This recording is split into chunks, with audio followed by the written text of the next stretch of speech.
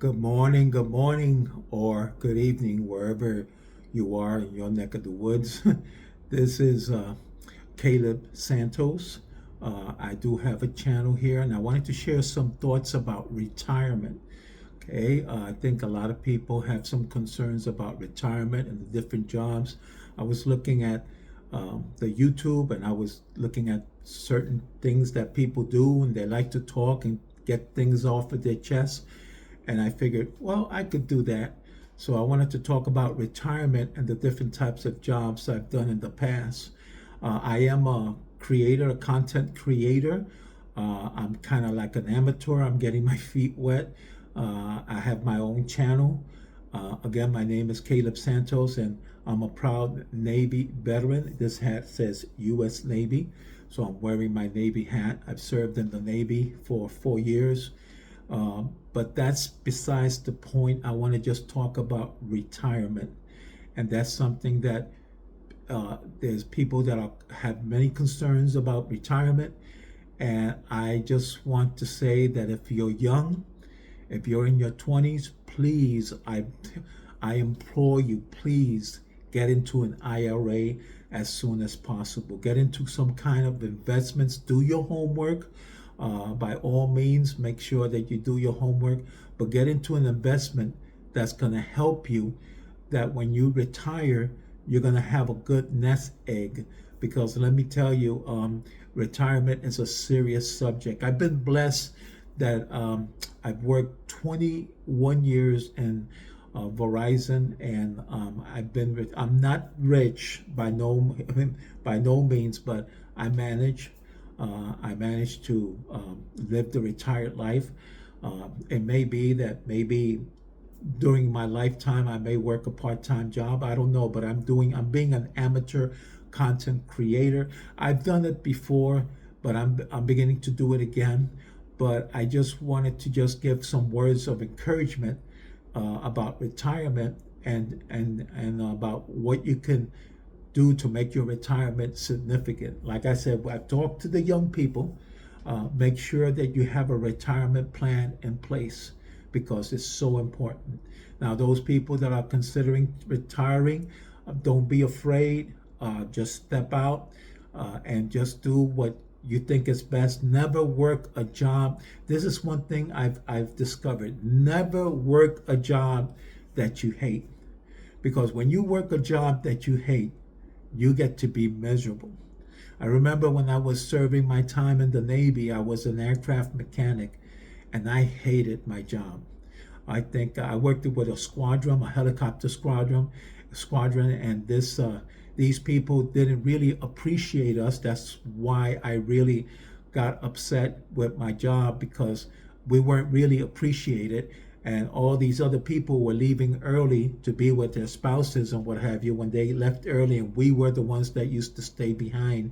And sometimes we were supposed to work Monday through Friday. They sometimes try to make us work on Saturdays, and they make us work long hours, and we were really not that appreciated, and I hated my job.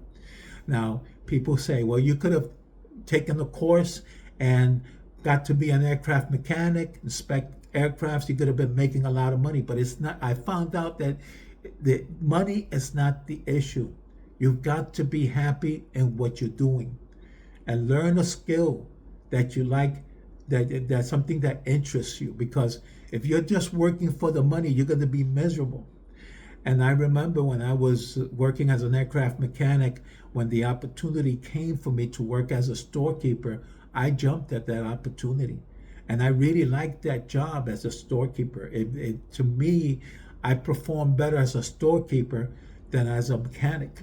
And I was happy in my job. It was one of the easiest. In fact, my time in the Navy, to be honest with you, was the easiest time that I've had, because I was on shore duty. I never went to sea. Don't hold that against me, old Navy vets, the old salts out there that have been out there and to sea. But I've never went to sea. I wanted to go to sea, but I fell in love, got married, and I said, no, I don't want to leave my wife behind. So, but looking back, I think that that's one of my biggest regrets, because I could have got to see the world for free. But I did my shore duty, and I kind of would consider myself, some people would say lucky. I would consider myself blessed to have lived a life as a as a sailor on shore duty. And I've been through a transition. I've been through a transition when I got out of the Navy. And for those who are listening to me, who are veterans, or who are, I shouldn't say veterans, who are serving in the Navy, Army, whatever you are, soldiers, sailors, airmen, and you're considering leaving, do your homework. Make sure when you leave, make sure you have a skill that you can learn. Because I had a hard time getting a job. And I remember I got laid off from some jobs, and I even went door to door knocking on doors selling vacuum cleaners, and that didn't last. But one of the things that I got to really, really like doing is to drive. And I was driving as a cab driver. Unfortunately, I got assaulted. I got shot at, and I lived to tell the story. I got shot in my arm, and I don't know what the guy's purpose was. He was aiming for my head, but by the grace of God, he missed and he hit my arm. So that's another story in itself. I have a video concerning my testimony, concerning how the good Lord delivered me. I am a minister too, so but at the same time, I'm not here to ask for money. I'm not here to preach the gospel. I'm here to give you some motivation on retirement. And if you're retiring from the Army, Navy, or from the military, make sure you do your homework. Make sure you know what's out there, because it can be a hard life when you leave. And I remember I almost went back to the Navy.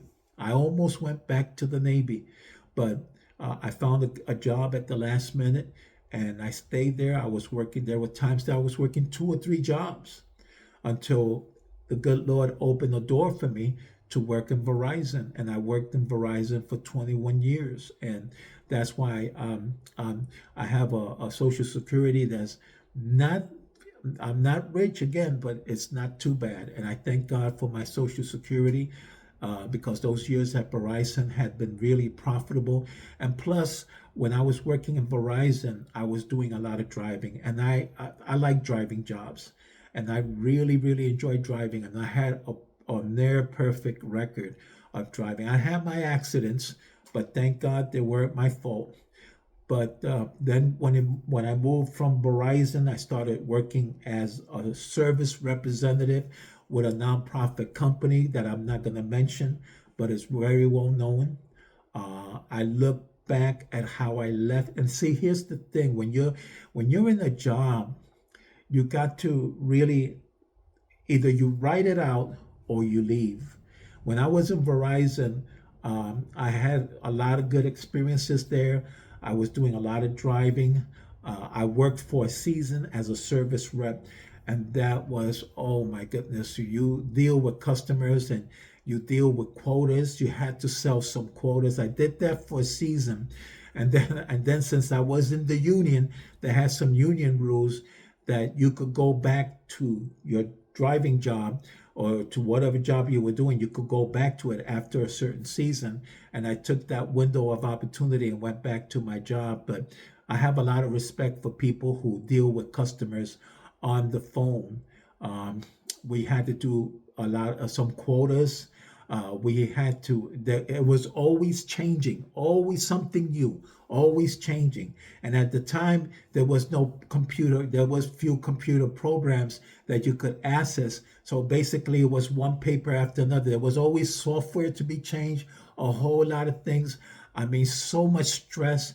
And people were making money as a service rep in Verizon. They were making a lot of money, but some of them was under medication. Some of them were taking some medicine to calm their nerves, and there was some of them had even developed ulcers and stuff. It was very, very stressful. So I have a lot of respect for those people who are working as a service rep or customer services, especially when you have quotas to fulfill. I've worked at it. There was another part-time job. I remember I worked as a customer service, and I had to do a certain quota for a certain day. I didn't meet that, and I got laid off quickly, and I got mad about that because they didn't give me a chance to grow.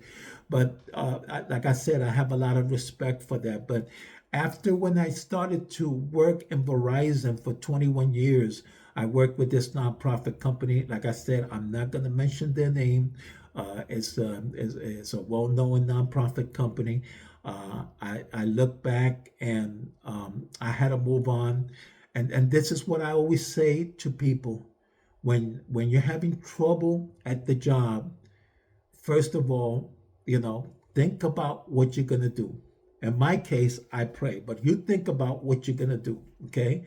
Don't go and go by your emotions and say, "Well, I'm going to give them a piece of my mind," because I did that. I did that, and I regret it. And I still to this day have friends that work with me from nonprofit company. I don't have no hard feelings against them. My only regret was that I gave them a piece of my mind. And here's the thing, okay? Here's the thing to understand. A lot of these companies, they try to make you feel like they're open-minded. Oh, we want to make things easy for you. So we're going to give you a survey. You fill up this survey. You don't even have to put your name, which is a bunch of bull because they find out who you are. And what I was open about it. I went to even human resources and started to complain because I felt that at the time I wasn't being treated fairly. But I gave them a piece of my mind. I spoke my mind and I didn't leave on good grounds. I wasn't fired. I quit, but I didn't leave on good grounds. Looking back, I feel that I should have been a little more gentlemanly about it. I should not have let my emotions rule me. I should have kind of left on a good note, so to speak, and with no hard feelings. But I left and I was angry about how at the time I was treated. But I believe it was time for me to go. It was a nonprofit that basically you did work on the phone, you did representative on the phone, and I was working at home, and I was really happy about working at home. But like all companies, they changed, and I was used to the old way of doing things. And when they started to change to the new way, I had a hard time adjusting, and consequently, I kind of bump heads with my supervisor, which to this day, I wish I would have kept my mouth shut. I wish I could have just said, "I'm just giving you my 2 weeks notice. Bye bye, no hard feelings." Because see, here's the thing you got to realize, it may feel good about you speaking out and giving them a piece of your mind. But what happens is that might be in your report, and when you're filing for another job, when you're looking for another job, they see that. They may see that. Now, I'm not saying that all companies could do that or will do that, but that may be on your report. And let me say this: when you get written up and you think that the term is unfair, do not sign that, because when you sign it, you're really saying that you're culpable, that you're at fault. Do not sign anything, and make sure you have a witness, because you're supposed to have a witness. So these are things that I'm going to tell you, because a lot of times these companies will get on you, make you feel intimidated if you don't sign. By law, you don't have to sign, because if you get treated unfairly and you take it to the labor board, then that's going to help you get at least unemployment. Okay, so that's all I have to tell you for now as far as work is concerned. About retirement, let me tell you how I deal with my retirement. I pretty much am involved with my ministry. I do it part time, but I like to be involved with the content creator of YouTube. I like to post a lot of recipes. I've discovered an app that I use called Donna, which really I use it. It's a wonderful app. I'm not going to even put my link or anything because I'm not going to promote it. You do your homework, look for it. It's called the Donna app. And basically, what you do is you write whatever you want to write, and then it transforms it into a song. And I've written a lot of songs with the help of AI. And see, here's the thing about AI. As as I'm living the retired life, I find out that AI is becoming more and more prominent. Right now, AI is replacing a lot of people on the workforce. Amazon, I read in article that Amazon workers were replaced with AI. And if you're a service rep, I don't mean to scare you, but if you're a service rep, please try to look for some alternate ways that you can make money, because the day will come when they will say, we don't need your services no more, because the AI is really getting to the place where it sounds just almost like a human being. And let me tell you, some of these companies will save money. I myself, and when I was doing some ministry work, I was working on my blog. I had hired a secretary to help me out for a season. But then I discovered that through I could have it rewritten and everything, and done with the grammar mistakes and all that stuff. So sadly, regretfully, I replaced her because I wanted to save some money. But that's the way the companies do. They want this. That's why the longshoremen, they were going to go on. They went on strike for a season because did you know that some of their work was being done by AI and robots, and they wanted to have better terms. And thank God that they came back. But AI is being dominant in every field. Everything that you see is being dominated by AI. And what are you going to do with AI? Well, you could either learn some courses. Google offers some free courses. Amazon offers some free courses where you can learn about AI and hopefully get yourself a good salary. And another thing too, that AI is something that we need to learn, and I think that is a good tool. As far as with my software, I use the AI to write my songs. Okay, I put in the words, I use it to write my songs, and then the AI that I use, another one is called software, is called shortpro.co, and what I do, I put a prompt, and it just transforms it into a video.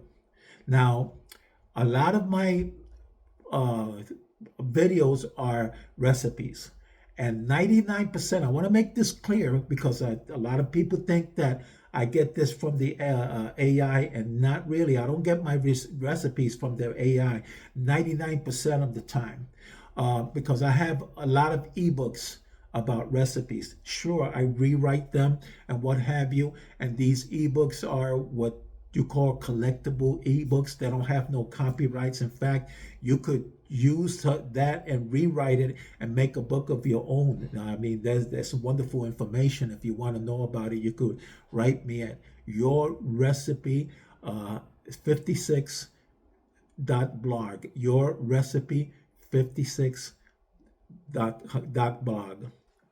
You could write to me at that email, and you could be able to understand how these things work as far as these. Let me tell you, even in the ebooks, you have these companies that sell these ebooks for $1.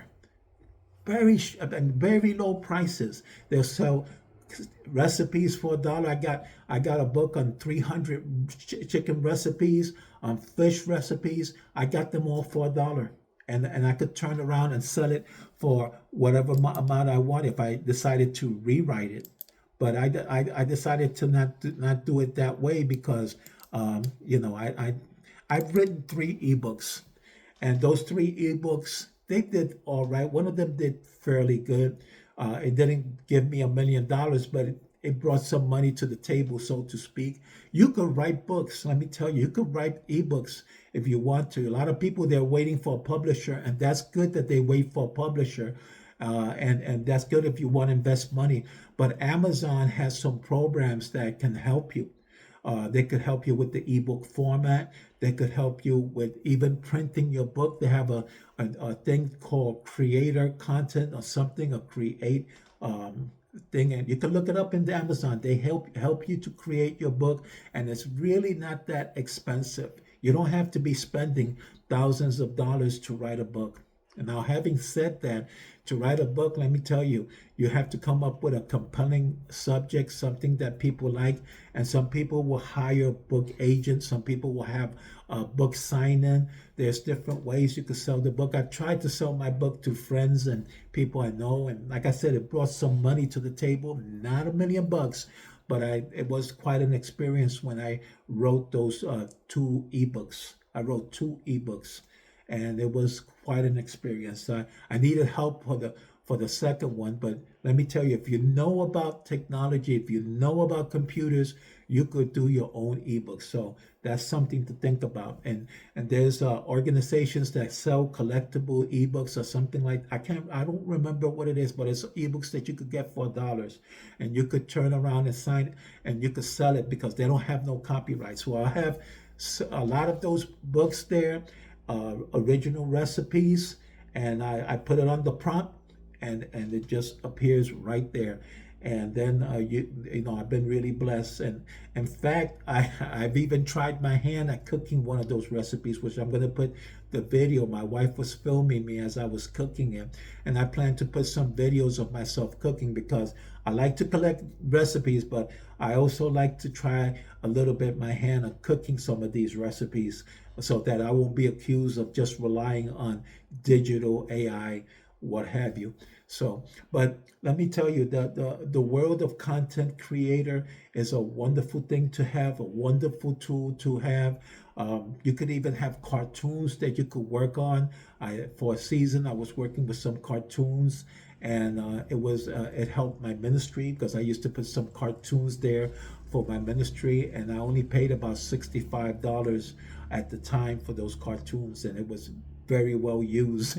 And also you could even advertise yourself using those cartoons. So there's many ways you could make money.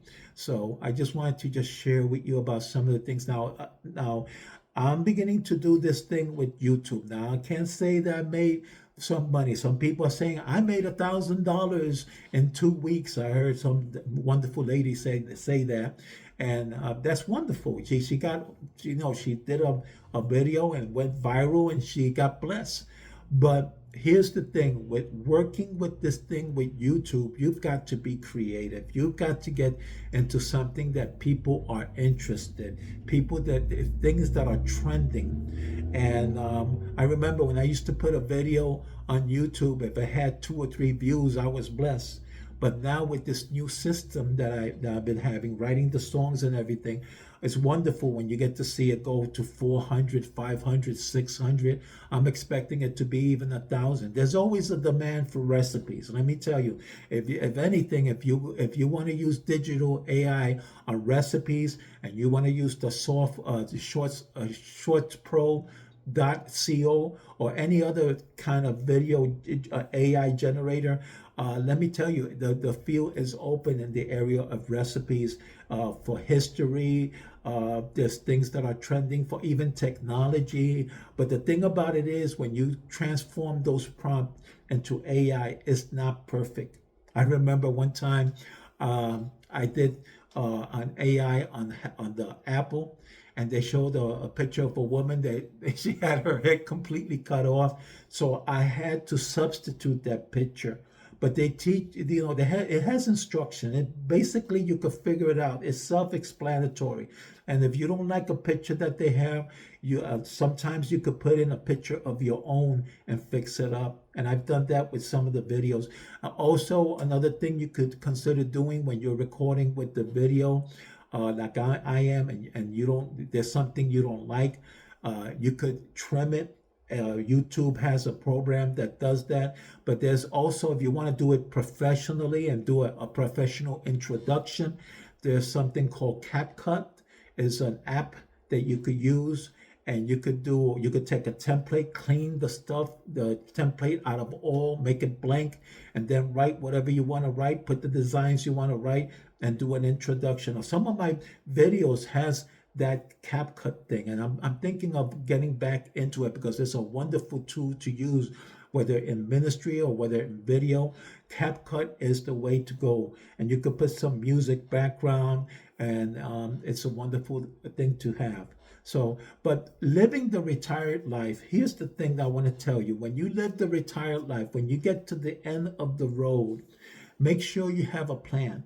Some people like to work part-time. Some people like to work full-time, and they still retire. They go on from one job to another, and they work full-time.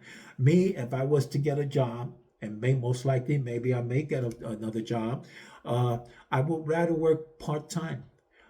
because I want to be able to enjoy my time with my family and be with my family. But if I'm going to work on something, I like to do something that I want to do something that I like. I don't want to be working on something that I hate. So, and I'm doing all I can to be a content creator. I'm trying to learn all I can. And even if I'm working, I'm going to still be working as a content creator. So don't give up on your dream. There's always good opportunities for you to make money as a content creator. It gives you a chance to improvise. It gives you a time to be creative. So if you're retired, don't be afraid of retirement, because there's always new challenges in your retirement. This is what I say to people who are retired: stay busy, whether it be volunteering, whether this thing with content creator, I haven't made no money, but it's like a hobby. If I make money, fine. If I don't make money, fine too. But I like doing what I'm doing. It keeps me busy, keeps my mind off of stress and worry. So find something that you could do. Don't be hanging around, moping around and getting lazy. Get your mind and focus and get busy, and maybe do some exercise and things like that. When you retire, make it be meaningful. Make it have some meaning in life. Amen to that. So basically, those are my thoughts about living the retired life and about getting a job, working different types of job. Again, when I was working with this nonprofit, I was working as a service rep, handling calls, and I have a lot of respect for the people who handle calls, because that is very stressful. It's very stressful when you have people watching your calls and analyzing what you should or should have not done. It takes I just salute you, those who are working on the phones, because you have your job cut out for you. So I just want to encourage you: don't lose hope. Stay motivated. Stay motivated. The world of AI is going to open a lot of good opportunities, but you have to be informed. So that's my take for now. Be blessed, and I hope to share some more in the future. Bye bye.